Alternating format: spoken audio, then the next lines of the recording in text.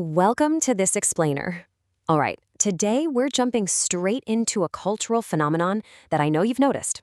I mean, we've all seen the stereotype, right?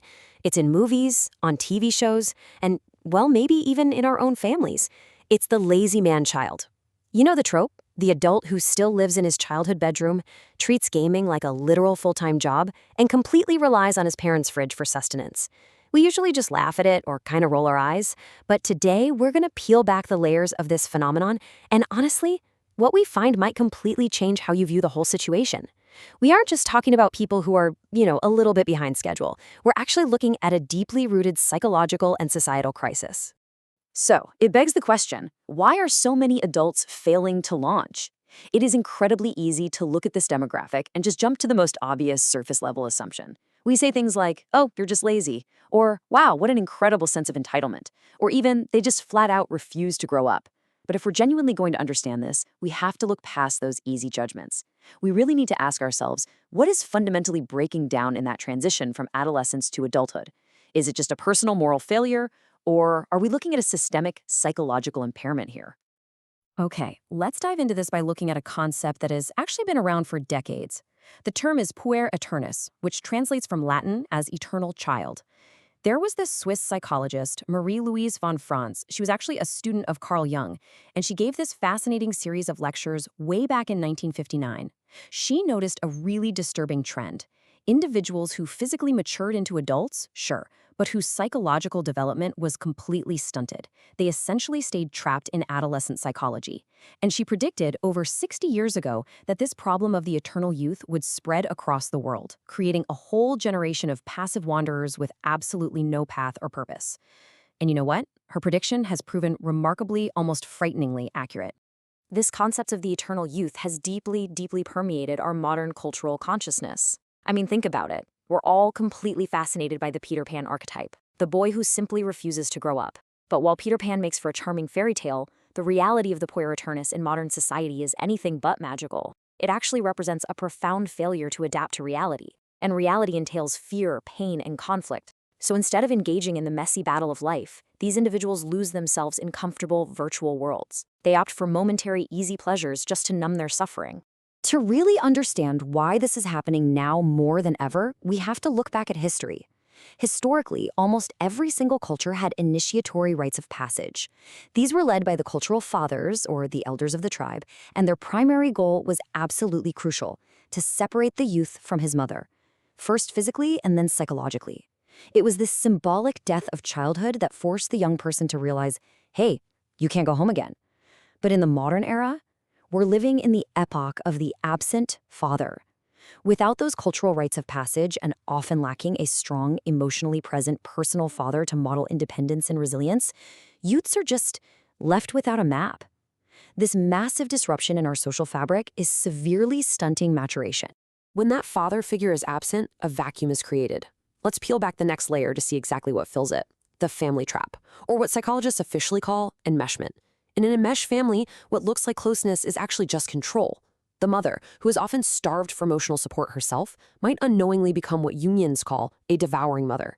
She overprotects, she smothers. And the signs are striking. We see a total lack of boundaries, guilt being weaponized as a tool for control, and independence. It's viewed not as a triumph, but as a total betrayal. The adult child ends up suppressing their own individuality just to meet the family's expectations, basically trading their autonomy for endless comfort. And this brilliantly illustrates the tragic dynamic at play. Carl Jung summarized this perfectly and quite poetically when he said, "Behold the secret conspiracy between mother and son and how each helps the other to betray life." That's a heavy statement, isn't it? What Jung is pointing out here is that this isn't usually malicious. It's an unconscious mutual dependence.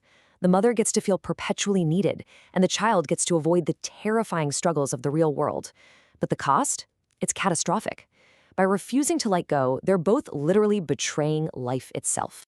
So we've looked at the mythological side and the family systems perspective. But how does modern science view this? Well, to empirically measure this exact behavior, psychological researchers developed the 32-item Highly Dependent Adult Children Scale, or HDA for short. They realized, hey, this isn't just some passing cultural phase. This is a measurable clinical phenomenon that needs hard data if we're going to properly understand it. So let's explore exactly what this scale is actually measuring. Now, what's really interesting about this slide is how it breaks down the 6 core components of these highly dependent adults. Look at this. We see blaming and inadequacy, so constantly playing the victim. We see default dependency on their parents' resources. We see aggression, which could be active temper tantrums or just passive-aggressive threats toward their caregivers. There's somatization, which is wild. That's where psychological stress literally manifests as physical sickness. And finally, limited socialization, meaning extreme withdrawal. When you look at all 6 of these components together, it becomes incredibly clear that we aren't just dealing with lazy kids here. We're looking at a complex and severe psychopathology. I want to zero in specifically on the first component, because it actually accounted for the greatest variance in the researchers' data. It's called alexithymia. This is a profound inability to identify and communicate feelings. Just imagine for a second being completely overwhelmed by your own emotional landscape. If you can't distinguish between your own feelings and your bodily sensations, you definitely can't understand the emotions of others. And if you can't understand others, well, you cannot form the pro-social bonds necessary to hold down a job, find a partner, or achieve independence. You are essentially emotionally blind. And this brings us to a massive paradigm shift in how we view the man-child. The cultural stereotype simply labels these adults as entitled. But think about that word. It implies a conscious, willful choice to be lazy, right? That they just think they deserve special privileges. But the clinical reality is far, far darker. They are impaired. Researchers actually found strong empirical correlations between this severe dependency and serious personality disorders. We're talking passive-aggressive, borderline, and paranoid personality disorders. Their dependence is driven by deep-seated, inflexible patterns of inner experience. It's not just a bad attitude. So the crucial point is, they aren't just refusing to grow up. They are psychologically trapped by executive function of the frontal lobes. The frontal lobe of our brain handles all our executive functions, stuff like making decisions, planning for the future, completing tasks. When researchers actually look at highly dependent adult children, they see massive deficits in these exact areas. We have to completely reframe the narrative here. This isn't just a moral failure or some lack of willpower. It is a clinical impairment that makes the natural everyday progression into adulthood feel like an insurmountable mountain. Section title, Reclaiming Independence, Overcoming Enmeshment and the Mother Complex.